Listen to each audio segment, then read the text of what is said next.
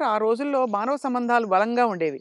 వ్యక్తుల్ని నిజమండి. పోగొట్టుకోదని. నిజం. ఇవాళేంటి సార్ రోజుకి 5,00,000, 10,00,000 ఇట్లా ఉన్నాయి కదా! పేమెంట్స్ అన్నీ అవును. ఇట్లున్నాయి. కానీ ఆహ్, గంటల ప్రకారం ఉన్నాయి ఇప్పుడు. గంటల ప్రకారం కదా సార్ ఇప్పుడు? గంటలు. హ్మ్. నాకు అప్పట్లోనే నేను విన్నానండి. 'ఎన్టీ రామారావు' గారు గాని, 'కృష్ణ' గారు గాని డబ్బులు ఇయ్యకపోతే ప్రొడ్యూసర్‌ని అడిగేవాళ్ళు గారట. హ్మ్. 'కృష్ణ' గారికి ఒకసారి బ్యాడ్ పీరియడ్ వచ్చిందట.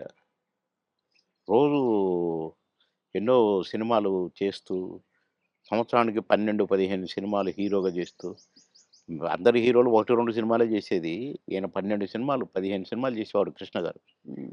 అలాంటోడు అంటే డబ్బులు అడగడట. ఇస్తేనే తీసుకుంటాడట. అలాంటాయనకు సినిమాలు లేకుంటే అయినాయి. హ్మ్. అలాంటాయన ఆగిపోయిన సినిమాల ప్రొడ్యూసర్‌ల కాడికి పోయి, ఎందుకు ఆగిపోయిందని తెలుసుకొని, ఎంతైతే స్టార్ట్ అయిద్దని తెలుసుకొని డబ్బులిచ్చి, నేనిస్తా, నేను తీస్తా మిగతా సినిమా అని తీసి పెట్టేవాడంట. హ్మ్.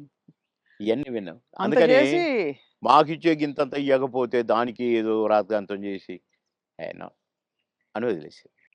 అసలు మీ ప్రయాణంలో మీరు కలిసిన దిగ్గజాలు, ఆ వ్యక్తులు ఇప్పుడు మిస్ అవుతారు కదా సార్ మీరు చాలా. అంటే ఇప్పుడు ఒక్కసారి కళ్ళ ముందు కాలం మారిపోయింది. కనపడట్లే అలాంటోళ్ళు. అదే కాలం మారింది తెలుస్తోంది. అంటే కలికాలం అంటారు గదా! అయ్యయ్యయ్యో! కొట్టొచ్చినట్టు కనపడుతుంది.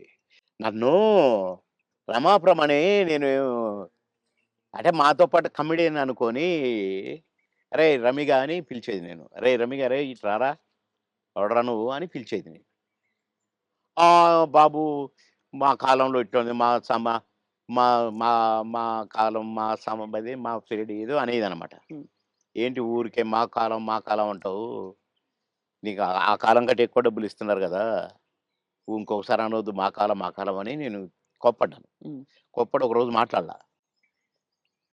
కానీ ఆ తర్వాత నేను సినిమా యాక్టర్‌గా ఇటు మంత్రి అయిపోయి మంత్రి ఆహ్, ఎలక్షన్ చంద్రబాబు నాయుడు గారికి యాక్సిడెంట్ ఓడిపోయినాం గదా! గవర్నమెంట్ అవును. ఓడిపోయింది. అవును.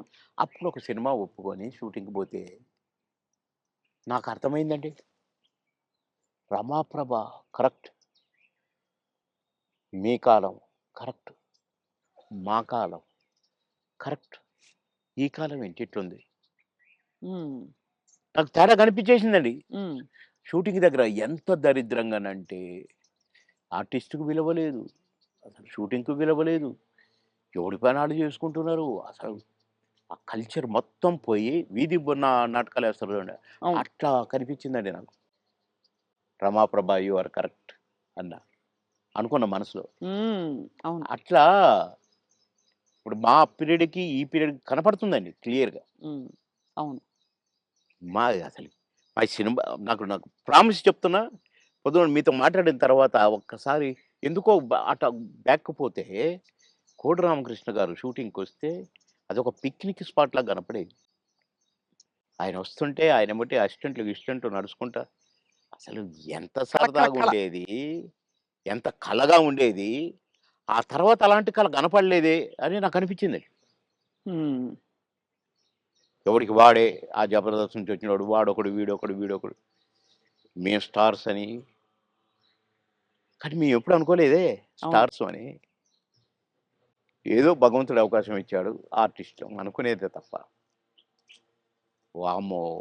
ఇప్పుడు ఓళ్ళను ఒక్కొక్కళ్ళు మెయింటెనెన్స్ అది కథ, వ్యవహారం. ఇప్పుడేముంది సార్ ఒక టీవీ షోలో కనిపిస్తేనే పెద్ద స్టార్‌లా ఫీల్ ఆ! అయిపోతున్నారు.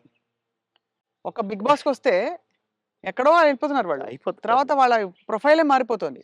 ప్రొఫైల్ మారిపోతుంది. సరే నవ్వుల పాలవుతున్నారు. అవును. అసలు చూసారా ఆహ్, సార్ నువ్వు 'బిగ్ బాస్' ఎప్పుడైనా? అస్సలు చూడనండి. నేను అగైనిస్ట్ దానికి. హ్మ్. ఎందుకంటే కల్చర్‌కి అగైనిస్ట్ అని ఫీల్ అవుతా నేను. అవును. కరెక్ట్. సంస్కృతికి అగైనిస్ట్ అని ఫీల్ అవుతా నేను. హ్మ్. ఏంటది దాంట్లో కాపురాలు చేస్తున్నట్టుగా చూపించేటోళ్ళు. అలా నైట్‌లు పడుకుంటామట.